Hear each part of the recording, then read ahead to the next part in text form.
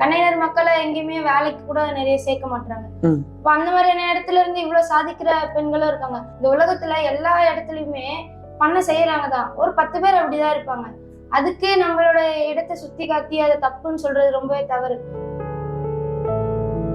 First ரொம்ப struggles இருக்கும். ஏன்னா அது நம்ம புரிய வைக்க தான் இந்த லைஃப் ஒண்ணுன்னு சொல்லி தருதுன்னு போது ரொம்ப ஈஸியா எடுத்துக்க வேண்டியதுதான். அதாவது ஸ்போர்ட்ஸ்னாலே மோஸ்ட்லி கேர்ள்ஸ் அனுப்ப மாட்டாங்க. அந்த மேட்ச்ல வந்து பீகார் கூட விளையாடணும். ரொம்பவே நம்மள தமிழ்நாட்டுல இருக்க பிளேயர்ஸ் நம்ம நல்லா விளையாடுவோம். நம்ம தமிழ்நாடு பிளேயர்ஸ் அது அவங்க விளையாட ஜெயிக்க கூடாது அப்படின்னு பண்ணாங்க. இப்ப நம்ம தமிழ்நாடு பொறுத்த வரைக்கும் நம்ம அம்பையர்ஸ் அப்படி பண்ண மாட்டாங்க. பீகார் ஸ்டேட்ல தான் நடந்துச்சு. அவங்க தான் ஆர்கனைஸ் பண்ணாங்க. இது ரொம்ப ஒரு புது லேர்னிங்ஸா இருந்துச்சு எனக்கு அந்த மேட்ச். ரெஃபரீஸ் தான் ரொம்ப ஒன் சைடா பண்ணாங்க. ஏன் இப்படி பண்றாங்க? நம்ம பாயிண்ட் எடுக்கிறோம், அவங்க பாயிண்ட் தர மாட்டாங்க, ஏன் இந்த மாதிரி ஒரு இது பண்றாங்கன்ற ஒரு கோவம். அதை நம்ம வந்து நம்ம யாரையும் ஃபைட் பண்ணி அடிச்சு காட்டல, நம்ம கேம்ல காட்டணும். ஜெயிச்சோம் அந்த மேட்ச். பாலிடிக்ஸ் பண்ணுவாங்க. எங்க கோச் சொன்னது என்னன்னா, எக்ஸ்ட்ராடினரியா இருக்க பெர்ஃபார்மரை எந்த இவ்வளவு பெரிய ஆளா இருந்தாலும் தவிர்க்க முடியாது. அவங்களுக்கு நம்மள அந்த அசோசியேஷன் கூட நமக்கும் அவங்களுக்கும் செட் ஆகாத ஒரு சூழ்நிலை இருந்தாலுமே நம்ம இருந்தா தமிழ்நாடு ஜெயிக்கும் அப்படின்ற ஒரு இது உணர்த்தினா போதும். அதுக்கு நம்ம கேம் இருந்தா போதும். இந்த பாலிடிக்ஸை பத்தி எந்த பயமும் இல்லை.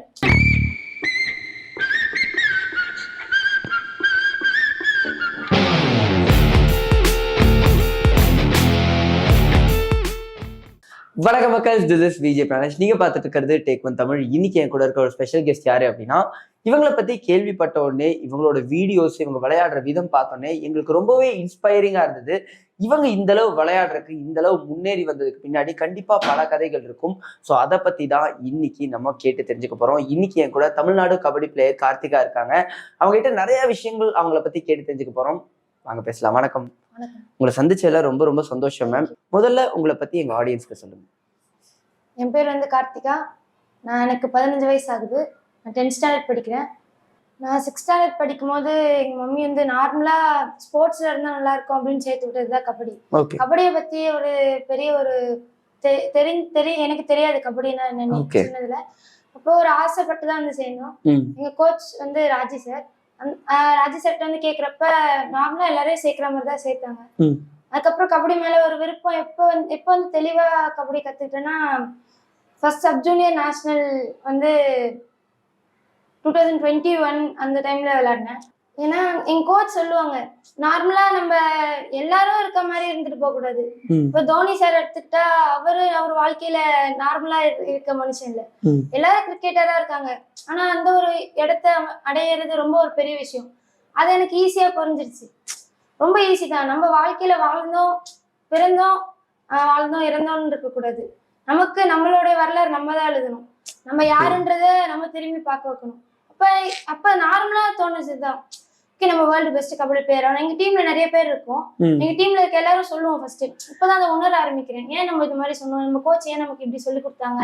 இப்போ வேர்ல்டு பெஸ்ட் கபடி பிளேயர் ஆகுறது கஷ்டம்லாம் இல்ல, ஈஸி தான். அப்ப இதெல்லாம் புரிஞ்சுக்கணும். மென்டலியும் ஃபிட்டா இருக்கணும், பிசிக்கலியும் ஃபிட்டா இருக்கணும். அப்படி இருந்தாலே போதும். நம்ம தோனி சார் மாதிரி ஆயிடும். அப்பா அம்மா எந்த அளவு சப்போர்ட்டிவா இருக்காங்க? யார் உங்க அப்பா அம்மா கிட்ட வந்து பர்மிஷன் எல்லாம் வாங்கி தராங்க? பரவாயில்ல, பொண்ணு போய் விளையாட்டு வந்து யார் வந்து பர்மிஷன் வாங்கி தராங்க? அதாவது ஸ்போர்ட்ஸ்னாலே மோஸ்ட்லி கேர்ள்ஸ் அனுப்ப மாட்டாங்க. ஆமா. எங்க மம்மி வந்து நார்மலா ஸ்போர்ட்ஸ்ல இருந்தா நல்லா இருக்கும், பொண்ணு ஆக்டிவா இருப்பாங்க அப்படின்னு தான் அனுப்பி விட்டாங்க. இல்ல அம்மா வந்து நார்மலா ஸ்கூல்ல நம்ம ஸ்போர்ட்ஸ் டேல பார்ட்டிசிபேட் பண்ணுவோம்ல, அந்த மாதிரி பார்ட்டிசிபேட் பண்ணிருக்காங்க. அம்மாவுக்கு அதுல ஒரு இன்ட்ரெஸ்ட். நம்மளும் சின்ன வயசுல இந்த மாதிரி நிறைய சின்ன சின்ன கப்லாம் வாங்கியிருப்பாங்களே, அந்த மாதிரி நம்ம பொண்ணும் வாங்கணும் அப்படின்ட்டு அந்த ஒரு ஆசை. அதே மாதிரி எங்க அம்மாவும் ரொம்பவே என்ன மோட்டிவேட் பண்ணுவாங்க. மார்னிங்ல எல்லாம் எழுந்து போக சின்ன பசங்க எல்லாம் எழுந்துக்க மாட்டாங்க. ஒரு 5 o'clock எல்லாம் கண்டிப்பா அது ரொம்ப கஷ்டம். நம்மளே கொஞ்சம் இன்னைக்கு ரெஸ்ட் எடுத்துக்கிறேன், டயர்டா இருக்கு அப்படின்னாலும் எழுந்து போக வச்சிருவாங்க. நிறைய மோட்டிவேட் பண்ணுவாங்க. நமக்கு தேவையான ஃபுட்டு, நமக்கு தேவையான கிட்டு எல்லாமே காஸ்ட்லியா தான் இருக்கும். அம்மா எதுவுமே நம்மகிட்ட காமிச்சிக்காம வாங்கி தந்துருவாங்க. அப்பாவும் நல்லா சப்போர்ட் பண்ணுவாங்க. எனக்கு ரொம்ப ரொம்ப ஹெல்ப்ஃபுல்லா இருக்கிறது எங்க மம்மி தான். ஹியூமிலியேட் ஆகி தோக்குறதுன்னு ஒரு விஷயம் இருக்கும். நம்ம நார்மலா பக்கத்துல போய் க்ளோஸா தோக்குறதுக்கும், இவன் என்னப்பா பிளேயருங்கிற மாதிரி நம்ம ஒரு மேட்ச் வந்து தோத்துருப்போம். அந்த மாதிரி ஏதாவது ஒரு மேட்சஸ் உங்களுக்கு இருந்திருக்கா? இது வரைக்கும் எனக்கு அந்த மாதிரி மேட்சஸ் எதுவுமே இருந்தது இல்லை. ஆனா லாஸ்ட் சப் ஜூனியர் இந்த ஒரு 2 months முன்னாடி 1 month முன்னாடி போனோம்.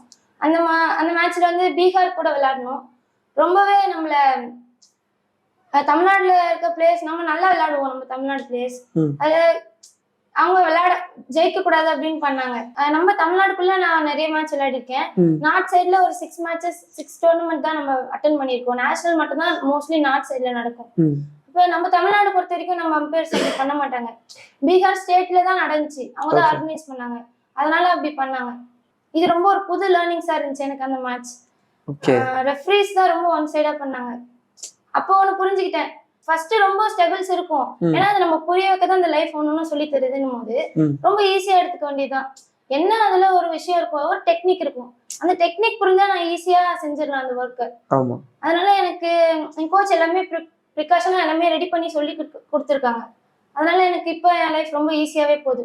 எப்படி ஒரு வின்னிங் மூமெண்ட்டை எப்படி எடுத்துக்கணும்ன்றது நமக்கு தெரியும். வின்னிங் மூமெண்ட்ல இருந்து நிறைய கத்துப்போம், அதோட தோல்வியில இருந்து நிறைய கத்துட்டு இருப்போம். தோல்விதான் நமக்கு ரொம்ப ஒரு இப்ப நான் செஞ்சதோட இன்னும் என்ன செய்யணும்ன்றத ஒரு எடுத்துக்காட்டா காமிக்கும். கண்டிப்பா அது எல்லாத்தையும் எப்படி எடுத்துக்கணும்னு தெரியுது, அதுக்கேற்ற மாதிரி நம்மளும் வாழ்ந்துகிட்டு போறோம். கண்டிப்பா. ஸோ அந்த மேட்ச்ல தான் பார்க்கும்போது ஒரு மிகப்பெரிய கோபத்தை நீங்க வந்து ஆன் ஃபீல்டுல வெளிப்படுத்துறீங்க. அதாவது அந்த ஒரு போய் கேள்வி கேட்ட விதமா இருக்கட்டும், அந்த டீமுக்காக பேசின விதமா இருக்கட்டும், அவ்வளோ ஒரு கோபம் வந்தது அவங்களுக்கு அந்த இடத்துல. ஆமா, நம்ம தமிழ்நாடு டீம் கேப்டன், எனக்காக நம்ம தமிழ்நாடே இருக்கு. இப்போ இந்தியாவுக்காக விளையாடும் போது நம்ம இந்தியாவே நம்மளை நம்பி இருக்கு. இப்போ ஒரு ஆர்மி மேன் எடுத்துக்கிட்டாலும் அப்படிதானே இருக்கும். நம்மளோட நாட்டுல எவனும் கொண்டு போடுறாங்க அப்படின்ற ஒரு இதுதானே இருக்கும். இப்போ அதே மாதிரிதான் இருந்துச்சு. ஏன் இப்படி பண்றாங்க, நம்ம பாயிண்ட் எடுக்கிறோம், அவங்க பாயிண்ட் தர மாட்டாங்க, ஏன் இந்த மாதிரி ஒரு இது பண்றாங்கன்ற ஒரு கோவம்.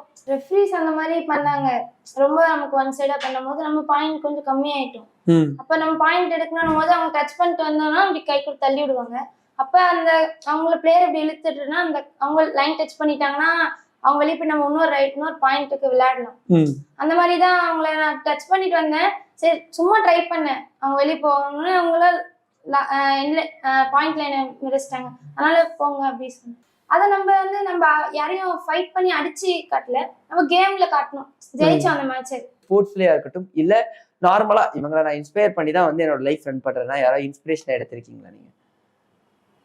இன்ஸ்பிரேஷன்னா எங்க கோச் தான். கோச்சுக்கு ரொம்ப தேங்க் பண்ணணும். எங்க கோச் பேர் ராஜி சார், நாங்க எல்லாம் கண்ணகி நகர்ல தான் இருக்கோம். ஓகே. எங்க கோச்னாலதான் நான் இவ்வளவு தூரம் வந்தேன். ஏன்னா எங்க கோச் வந்து என்ன மென்டலியாவும் ரெடி பண்ணிருக்காங்க, பிசிக்கலாவும் ரெடி பண்ணிருக்காங்க.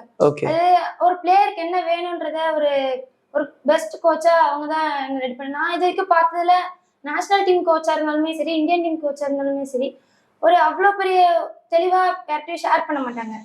நார்மலா இந்த மாதிரி விளையாடணும் அப்படின்னு சொல்லி தருவாங்களே தவிர மென்டலி எப்படி பசங்களை ரெடி பண்ணணுன்ற நாலேஜ் எனக்கு அவ்வளோ தெரியல மற்ற கோச்சஸ் கிட்ட. ஏன்னா என்ன அவ்வளோ ரெடி பண்ணியிருக்காங்க, எப்படி அணுகணும், எப்படி வந்து ஒரு சிச்சுவேஷன் கேம் விளையாடணும், ஒவ்வொன்றுமே பார்த்து சொல்லி கொடுத்துருக்காங்க. அதனாலதான் எனக்கு இப்ப ரொம்பவே கான்பிடென்டா இருக்கு, வேர்ல்டு பெஸ்ட் கபடி பிளேயர் ஆகணும் எனக்கு. அப்ப அது நார்மலா சொல்ல முடியாது, ரொம்ப ஈஸியா தான் இருக்கு. எனக்கு அவ்வளவு ஈஸியா எனக்கு புரிய வச்சிருக்காங்க என் கோச். என் வயசுல இருக்க பசங்கலாம் ரொம்ப கஷ்டப்படுறாங்க. நார்மலா படிக்கிறதுக்குமே சரி, அவங்க வாழ்க்கைய மூவ் பண்ணவே இவ்வளவு கஷ்டமா இருக்கு எங்க அம்மா அப்படின்னு சொல்றாங்க, அப்படிலாம் நிறைய சொல்லியிருக்காங்க. நான் அப்படிலாம் சொன்னதே இல்லை, ஏன்னா எனக்கு அவ்வளவு ஈஸியா இருக்கு லைஃப். இன்னொரு ஒரு விஷயம்னா தோனி சார் சொல்லலாம். ஏன்னா ஒரு கேப்டன் கூல், ரொம்ப யோசிச்சு அந்த மாதிரி குழம்ப மாட்டாங்க. ஈஸியா ஒரு பிளான் பண்ணி அதுக்கு ஆக்ஷன் ரிலேட்டடா திங்க் பண்ணி முடிச்சிருவாங்க அந்த விஷயத்த. லாஸ்டா ஒரு 6 balls-க்கு 24 runs எடுக்கணும்னா கூட ஈஸியா அந்த 4 balls-லயே அதை முடிச்சிருவாங்க. அவரோட எண்ணம் வந்து மக்கள் இவ்வளவு பேர் இருக்காங்க, நமக்கு இவ்வளவு பெரிய கமிட்டி இருக்கு, நம்மள கேள்வி கேட்பாங்கன்ற ஒரு ப்ரெஷரே இல்லை. கூலா அவரு செயல்ல தான் அவரோட முழு கவனமும் இருக்கும். அந்த ரிசல்ட்ட பத்தி அவர் எப்பவுமே கவலைப்பட மாட்டாரு. அதே மாதிரிதான் எனக்கும் இருக்கணும். நைஸ். ஓகே, உங்களை மாதிரி நிறைய வந்து பிளேயர்ஸ் விளையாடணும்னு நினைப்பாங்க, முன்னாடி வரணும்னு ஒரு ஆசைப்படுவாங்கல்ல, அவங்களுக்கு எல்லாம் நீங்க என்ன சொல்லணும்னு நினைக்கிறீங்க? நன்றி உணர்வோட இருக்கணும். நம்ம கோச்சஸ்க்கும் நம்மளோட பேரண்ட்ஸ்க்கும் நமக்கு உதவி செய்யற அனைவருக்கும் நன்றியோட இருக்கும் போது நமக்கு நிறைய விஷயங்கள் வந்து சேரும். உதயநிதி ஸ்டாலின் சார் எல்லாம் மீட் பண்ணிருந்தீங்க, அதை பத்தி சொல்லுங்க. ரொம்பவே சந்தோஷமா இருந்துச்சு. நம்ம அவ்வளவு பெரிய ஆட்கள் எல்லாம் பார்ப்போமான்ற ஒரு இது இல்ல, அவங்களை பாக்குறப்ப ரொம்ப ஈஸியா நம்ம இதுவும் அச்சீவ் பண்ணிடலான்ற ஒரு தைரியம் தான் கொஞ்சம் எக்ஸ்ட்ராவா இருந்துச்சு. அண்ட் முக்கியமான ஒரு விஷயம் என்னன்னா, ஸ்போர்ட்ஸ்ல பொறுத்த வரைக்கும் பாலிடிக்ஸ் அப்படிங்கிற ஒரு விஷயத்தை பத்தி அதிகமா பேசுவாங்க. பேரண்ட்ஸ்க்கு அந்த பயம் இருக்கும், அதை விளையாடுறவங்களுக்கே அந்த பயம் இருக்கும். எங்க இந்த பாலிடிக்ஸ்னால என்னால விளையாட முடியும். ஸ்போர்ட்ஸ்ல பாலிடிக்ஸ் எல்லாம் இருக்கா? நீங்க அந்த மாதிரி ஏதாவது ஃபேஸ் பண்ணியிருக்கீங்களா? பாலிடிக்ஸ் பண்ணுவாங்க. எங்க கோச் சொன்னது என்னன்னா, எக்ஸ்ட்ராடினரியா இருக்க பெர்ஃபார்மரை எந்த எந்த இவ்வளவு பெரிய ஆளா இருந்தாலும் தவிர்க்க முடியாது. ஓகே. அவங்களுக்கு நம்மள அந்த அசோசியேஷன் கூட நமக்கும் அவங்களுக்கும் ஒரு செட் ஆகாத ஒரு சூழ்நிலை இருந்தாலுமே, நம்ம இருந்தா நம்ம இருந்தா தமிழ்நாடு ஜெயிக்கும் அப்படின்ற ஒரு இது உணர்த்தினா போதும். அதுக்கு நம்ம கேம் இருந்தா போதும். இந்த பாலிடிக்ஸ பத்தி எந்த பயமும் இல்ல. இந்த காசு அந்த மாதிரி எங்க கோச்ச எதுவும் செயல்படல. ஓகே. எங்களை முழுமையா எப்படி ரெடி பண்ணாங்கன்னா, ஃபுல்லா இம்ப்ரூவ் பண்ணி எங்களை கரெக்டான ஒரு லெவல்ல வச்சிருக்காங்க.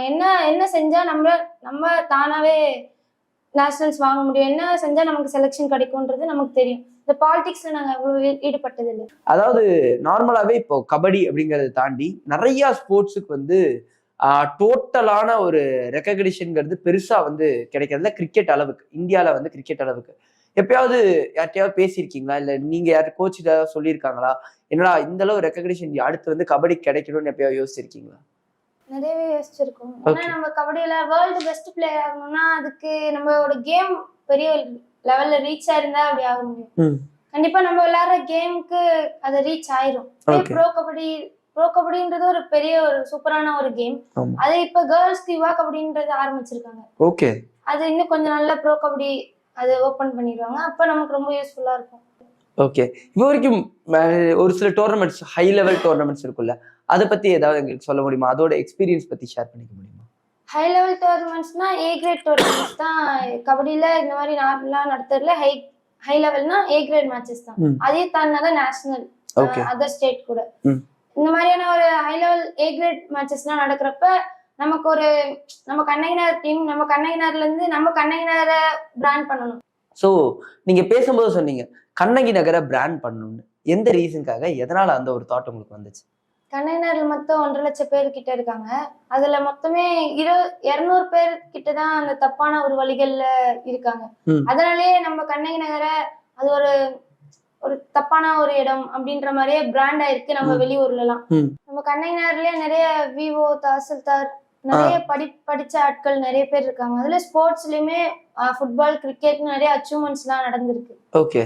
ஆனா மக்களுக்கு நிறைய பேருக்கு அது வெளியே தெரியாது. அது எப்பவுமே நமக்கு இவ்ளோ பாசிட்டிவான விஷயங்கள் எப்பவுமே வெளியே தெரியறது இல்லை. அதனாலே நாங்க கான்சியஸா நம்ம கண்ணகி நகரை ப்ரொமோட் பண்றதுல ஒர்க் பண்ணிட்டு இருக்கோம். சொன்னாலே ஏதாவது ஒரு இடம்னா கண்ணகி நகர் அப்படின்ற ஒரு விதமா தான் ட்ரீட் பண்றாங்க. கண்ணகி நகர் மக்களை எங்கேயுமே வேலைக்கு கூட நிறைய சேர்க்க மாட்டாங்க. இப்ப அந்த மாதிரியான இடத்துல இருந்து இவ்வளவு சாதிக்கிற பெண்களும் இருக்காங்க. இப்ப 1.5 லட்சம் பேர்ல 200 பேர் தான் இந்த மாதிரி தவறுகள் செய்யறாங்க. அது இயல்புதான். இந்த உலகத்துல எல்லா இடத்துலயுமே செய்யறாங்க தான். ஒரு 10 பேர் அப்படிதான் இருப்பாங்க. அதுக்கு நம்மளோட இடத்தை சுத்தி காட்டி அதை தப்புன்னு சொல்றது ரொம்பவே தவறு. நம்ம கண்ணகி நகர்ல இருந்து வந்ததுனால நான் எங்க கண்ணகி நகர் ஆளு அப்படின்றத காட்டணும். எங்க கண்ணகி நகர்ல இருந்து வந்திருக்கோம் அப்படின்றது. இப்போ ஆக்சுவலி நீங்க சொன்ன கருத்து வந்து பலருக்கும் ஒரு முக்கியமான ஒரு விஷயமா இருக்கு. காரணம் என்னன்னா, ஒரு இடத்துல இருந்து வந்தாலே அவங்க இப்படிதான் இருப்பாங்கிறத ஜட்ஜ் பண்றத கண்டிப்பா மக்கள் வந்து எனக்கு தெரிஞ்சு இந்த ஒரு விஷயம்க்கு அப்புறமா ஸ்டாப் பண்ணுவாங்கன்னு நினைக்கிறேன். நிறைய விஷயம் உங்களை பத்தி கேட்டு நான் தெரிஞ்சுக்கிட்டேன். பல விஷயம் நீங்களும் என்கிட்ட பேசுனீங்க. லிட்டரலா வந்து வி ஹேவ் அ ஃபீலிங் நீங்க ஒரு நாள் வந்து இந்தியன் டீமுக்காக ஆடணுங்கிறதும் அண்ட் உங்க கோலான வேர்ல்டு பெஸ்ட் கபடி பிளேயரா நீங்க ஆகணும்னு எங்க சார்பாகவும் நாங்க கங்க்ராச்சுலேட் பண்றோம். இந்த ஒரு பேட்டிக்கு ரொம்ப ரொம்ப தேங்க்ஸ். தேங்க்யூ.